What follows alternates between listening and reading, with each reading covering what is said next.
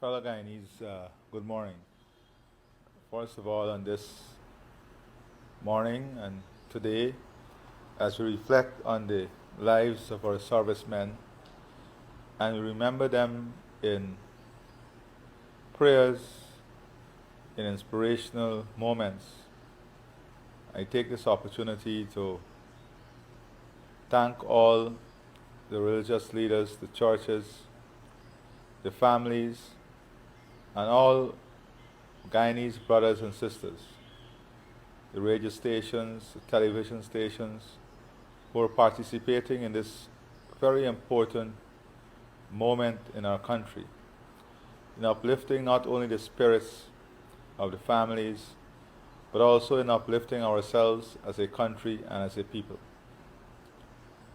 It is only when we are uplifted in a singular way that the spirit of the nation, the spirit of our country, the strength of our country can be fully appreciated, fully realized, and the bounties and beauty that comes from this strength of a nation, from the spirit of the nation, will definitely bring not only healing, but will strengthen us and make us better as a people and as a country.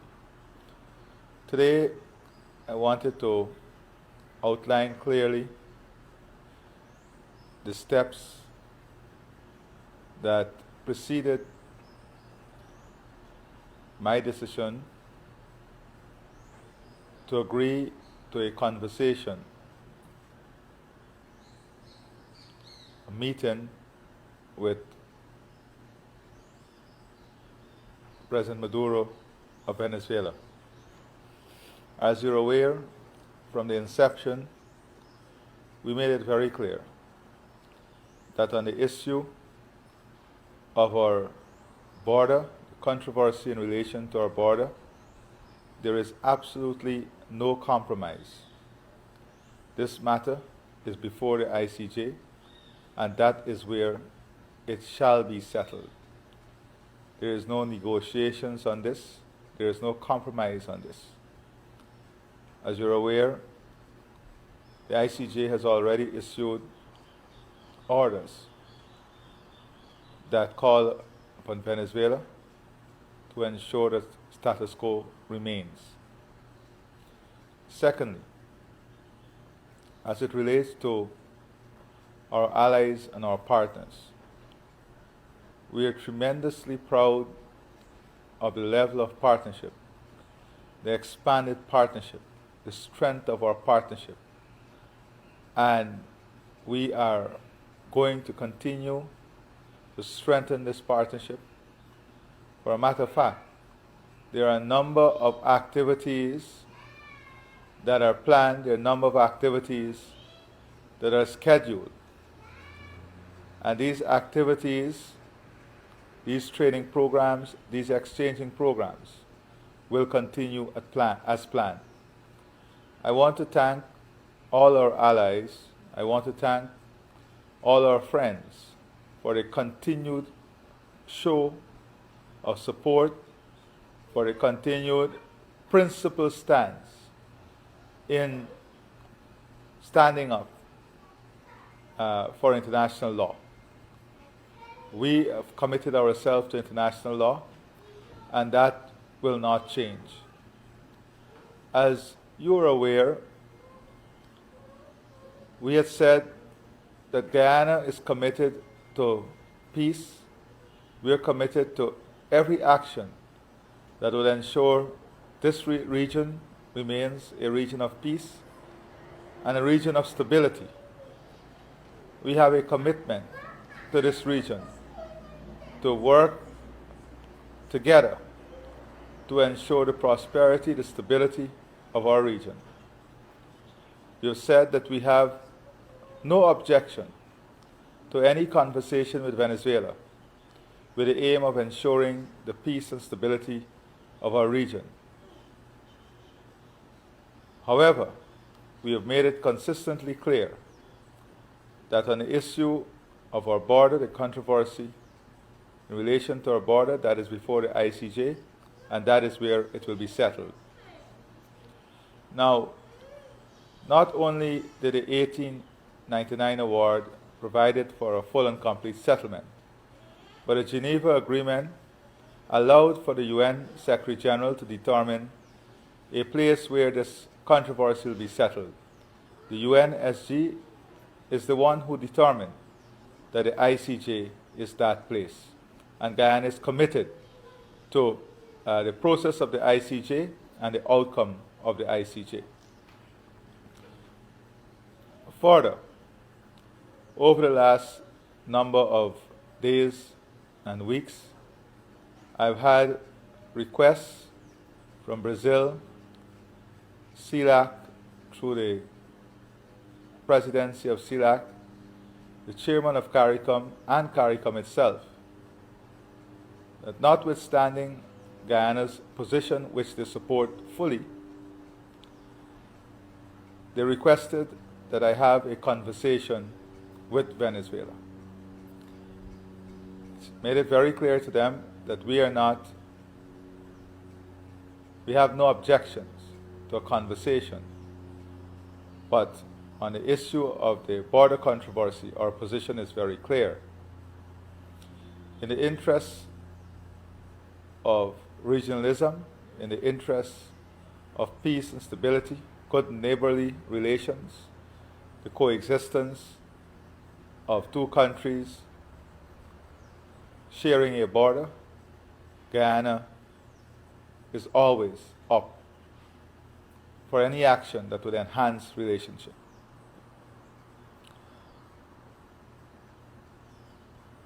Two nights ago, CARICOM has convened an emergency meeting in which a meeting was proposed with President Maduro in St. Vincent, with CARICOM, Prime Minister Gonzalez convening, and the President of Brazil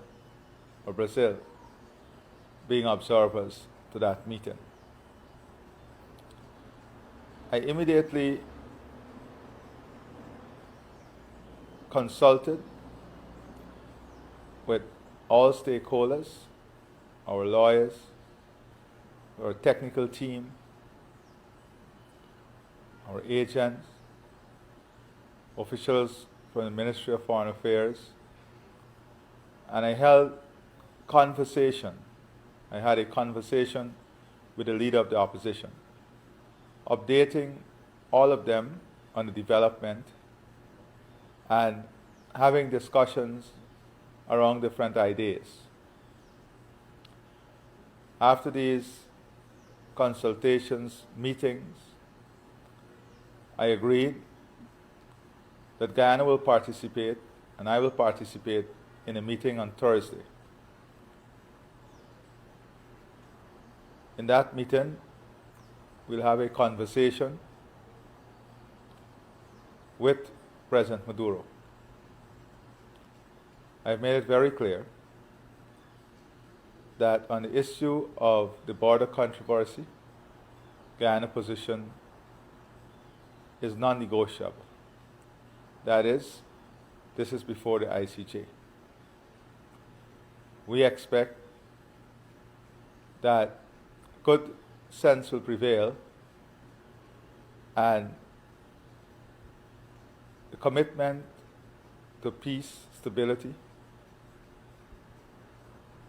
the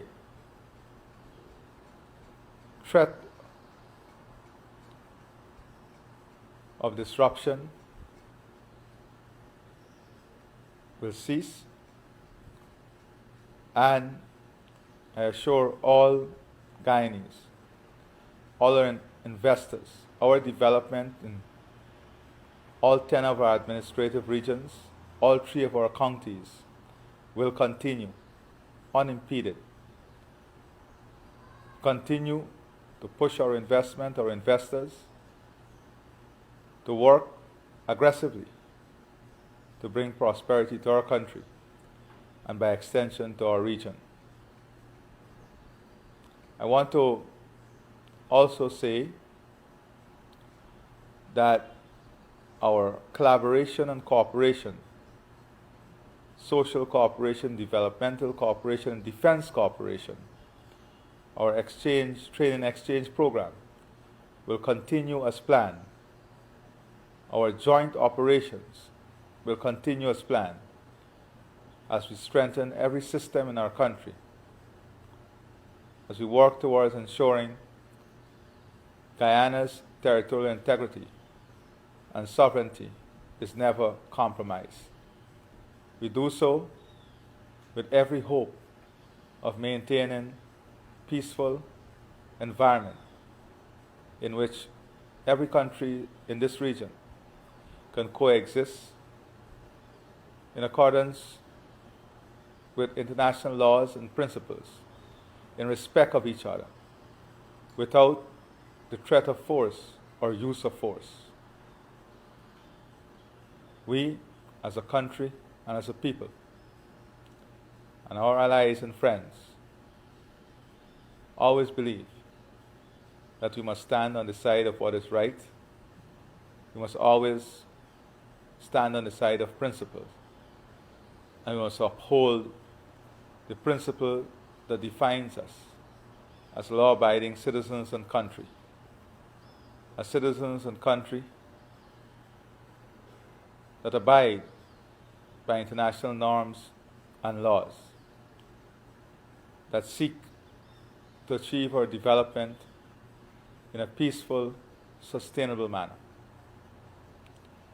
So, in arriving at the decision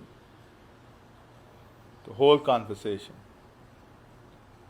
on Thursday, I have had the opportunity to consult and talk with our lawyers, our technical people, our advisors, our diplomats, the Ministry of Foreign Affairs, the leader of the opposition, and I believe, and I assure all Guyanese, that I will do everything to ensure the peaceful defense and protection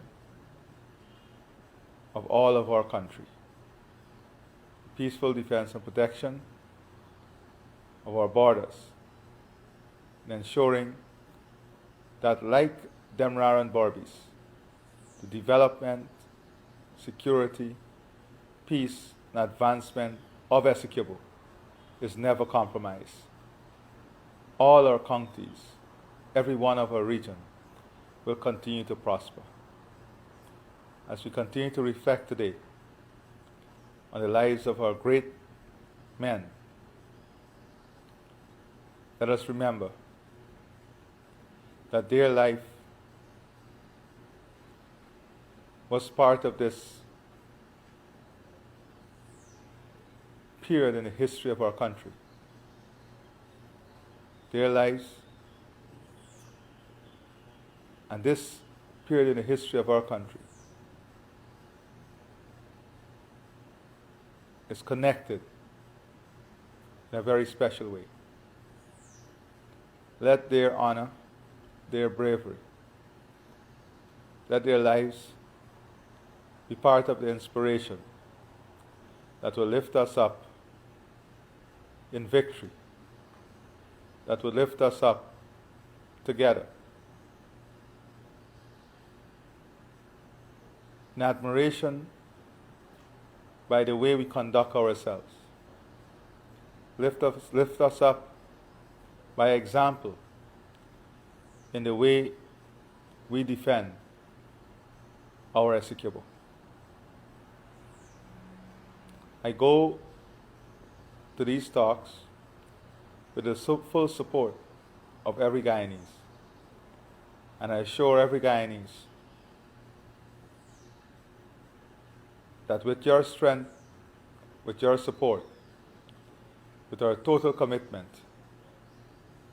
victory will come. as we continue to abide by international rules and international norms, and as we continue to trust global institutions and work with the ICJ as they determine the merits of the case. May God bless you, bless our country, bless the families of our brave servicemen. Lift them up in peace, strengthen them in faith, and give to them the patience to understand this, your will. Bless us as a nation, protect us as a nation, inspire us as a nation, guide us as a nation, and let us as a nation understand that there is no greater plan than your plan, and that as a people, once we stand on the side of principle and stand for what is right with our good friends and allies, who we also pray for, we will always be victorious. Thank you, and God bless you.